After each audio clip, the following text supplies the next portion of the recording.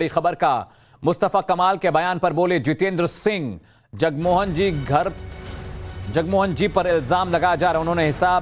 उन्होंने किताब लिखी है, वो पढ़ लें। मुस्तफा, किताब में सारे सबूत हैं। जितेंद्र सिंह ने कहा कि 87 में राजीव फारूक ने मिलकर चुनाव लड़ा, सरकार बनाने की हर मुमकिन कोशिश की। इस वक्त की बड़ी खबर आपको बता रहे हैं।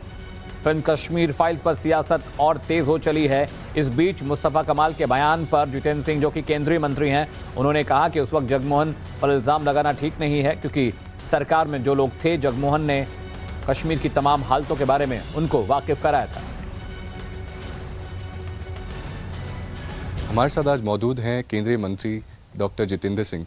Sir, NC leader doctor Musharraf Jamal का एक स्टेटमेंट आया है जिसमें वो कह रहे हैं कि जो कश्मीरी पंडित एग्जोडस जो हुआ है, जब वो निकले हैं तो वो उनकी खुद की मर्जी से निकले, किसी ने उनको फोर्स नहीं किया। आप क्या कहना चाहते हैं? नहीं, सबसे पहली बात तो ये कि कोई भी अपनी मर्जी से नहीं निकलता।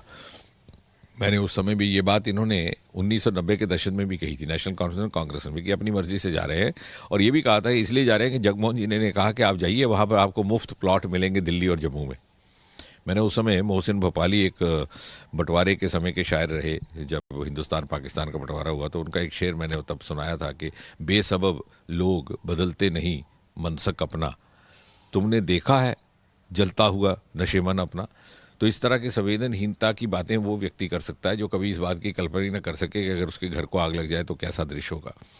तो एक तो बात ये है। दूसरी बात यह है कि अब ये जगमोहन जी पर इल्ज़ाम लगा रहे हैं। जगमोहन जी इत्तेफाक से अब हमारे बीच नहीं, लेकिन आखिरी समय तक उनके साथ हमारा संपर्क रहा, मेरा निजी संपर्क भी रहा।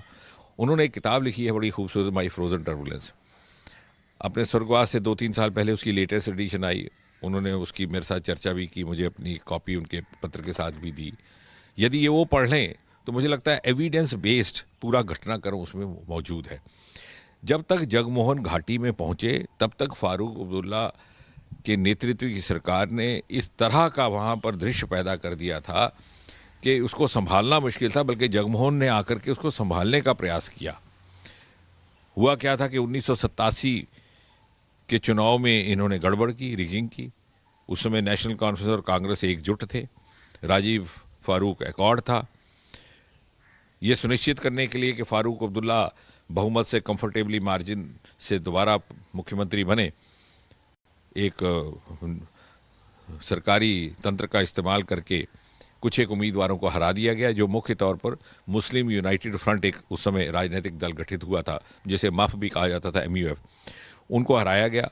उनको हराने के बाद, जैसे अंग्रेजी में कहते हैं, when the democratic outlets are stifled other outlets open up, the outlets of violence terrorism open. और वही हुआ, एक मास डिसकंटेंट हुआ, आज़ादी के नारे लगने लगे।